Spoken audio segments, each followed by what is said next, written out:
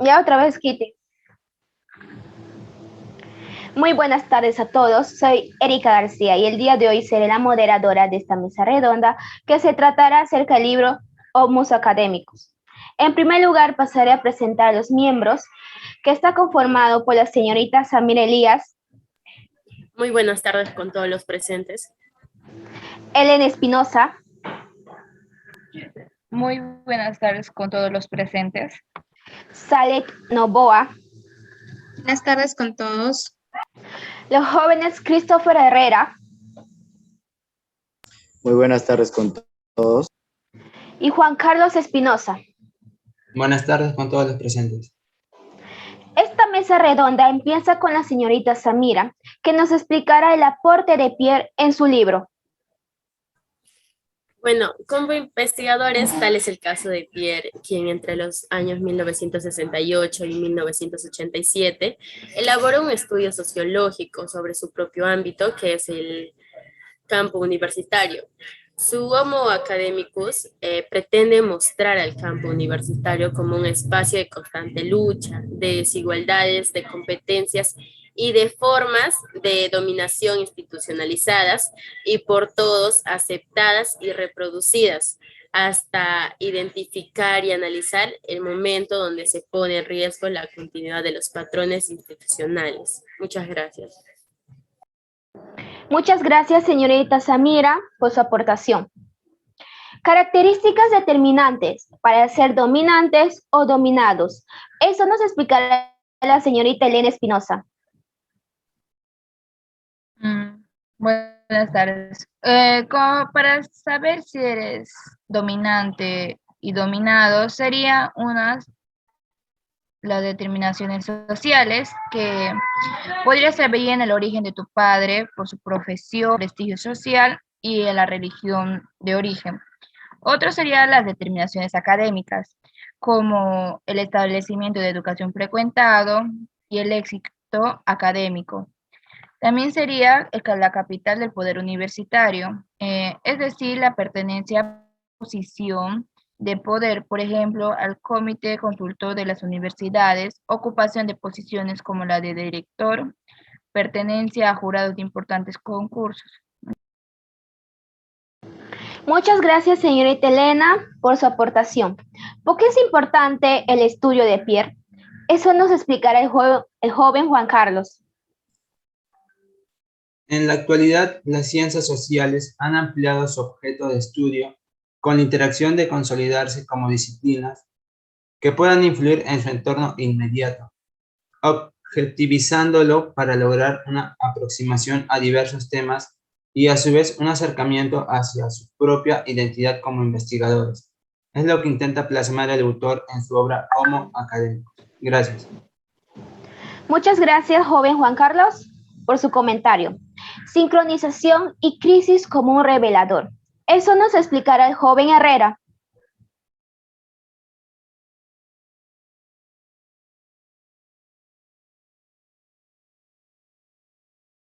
La sincronización representa en caso de interés de agentes ocupando una posición homotológica en diferentes campos, extremidiéndose a otras regiones del espacio social y se transforma en una crisis general, o sea, un acontecimiento histórico, y la crisis en revelación es la trascendencia propia de parientes campos practicando el comportamiento de la evolución en tiempos sociales, completando la separación de un campo de duración e historias propias.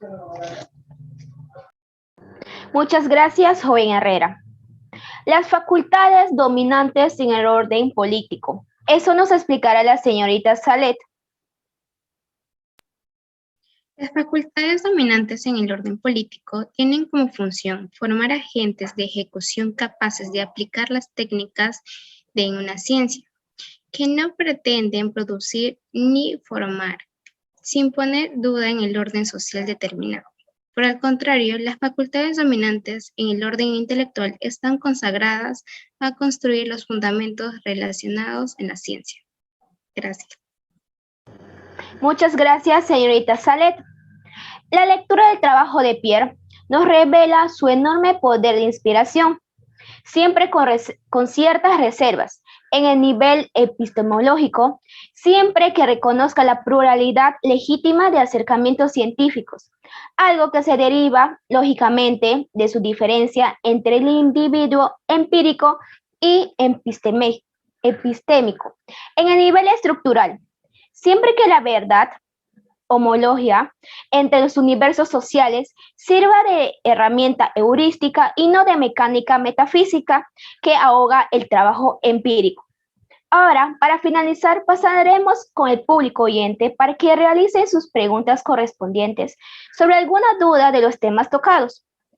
Adelante, señorita Carol Gómez. ¿Tiene alguna pregunta a nuestros panelistas? Sí, mi pregunta es para la señorita Carmen. ¿Qué nos traza el autor con estos criterios ya mencionados?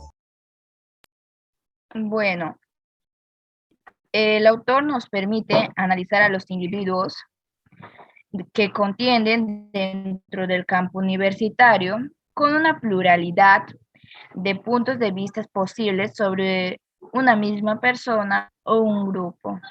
Gracias. Muchas gracias, señorita Elena. Señorita Kitty Fasanando, ¿alguna pregunta a nuestros panelistas? Sí, mi pregunta es para el joven Christopher Herrera.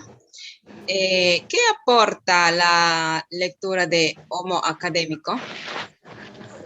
La lectura de Homos Académicos nos aporta un análisis del campo académico en una estructura del tiempo, de la dinámica de funcionamiento y contribuye a emprender desde una mirada sociológica una creación humana ajena para unos, o sea, un familiar alejado llamado universidad.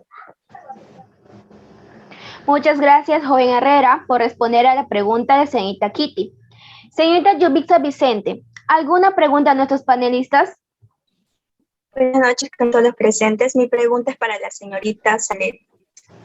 Para Salet, ¿qué función tienen las facultades dominantes en el orden político? Como función tienen es formar agentes de ejecución capaces de aplicar las técnicas en una ciencia. Gracias. Muchas gracias, señorita Salet. Señorita Shirley Rojas, ¿alguna pregunta a nuestros panelistas? Muy buenas noches con todos. Mi pregunta es para Samira. ¿Qué papel desempeña la lógica? Bueno, respecto a tu pregunta, la lógica desempeña el análisis científico que trasciende largamente las intenciones y voluntades individuales o colectivas de los agentes más lúcidos o los más poderosos, como podríamos decir. Gracias. Muchas gracias a todos.